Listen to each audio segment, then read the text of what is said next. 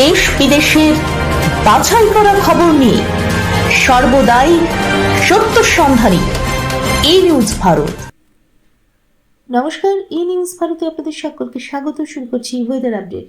আবহাওয়া দপ্তরে প্রকাশিত খবর অনুযায়ী আজ থেকে পারদ নামতে শুরু করবে বঙ্গে এবং সপ্তাহান্তে কলকাতা ও জেলাগুলিতে জাঁকিয়ে শীত পড়ার সম্ভাবনা রয়েছে। দুদিন ধরে কলকাতায় মেঘলা আকাশ, মেঘ সরে গেলে আগামী কয়েক ঘন্টার মধ্যেই তাপমাত্রা কমবে বঙ্গে। আজ বুধবার বদল হবে আবহাওয়া, জানা গিয়েছে ধীরে ধীরে নামবে তাপমাত্রার পারদ, কারণ আগামী শুক্রবার এবং শনিবার অর্থাৎ সপ্তাহ শেষে কলকাতার তাপমাত্রা হবে 15 ডিগ্রি সেলসিয়াসের ঘরে আর জেলার তাপমাত্রা হবে 11 ডিগ্রির ঘরে। বর্তমানে দক্ষিণবঙ্গের সব জেলায় রয়েছে কুয়াশার সম্ভাবনা, কোথাও দৃশ্যমানতা 200 মিটারের কাছাকাছি। উপকূলের জেলায় এই কুয়াশা বেশি থাকবে বলেই জানা গিয়েছে, তবে এখনো বৃষ্টির কোনো সম্ভাবনা নেই। এখন 7 দিন মূলত শুষ্ক থাকবে দক্ষিণবঙ্গ এবং উত্তরবঙ্গের আবহাওয়া। দক্ষিণবঙ্গে আগামী 3 থেকে 4 দিনে অন্তত 2 থেকে 4 ডিগ্রি সেলসিয়াস পর্যন্ত তাপমাত্রা নামতে পারে।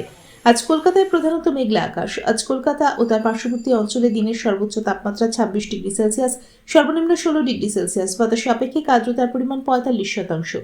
ব্যুরো রিপোর্ট, ই নিউজ ভারত।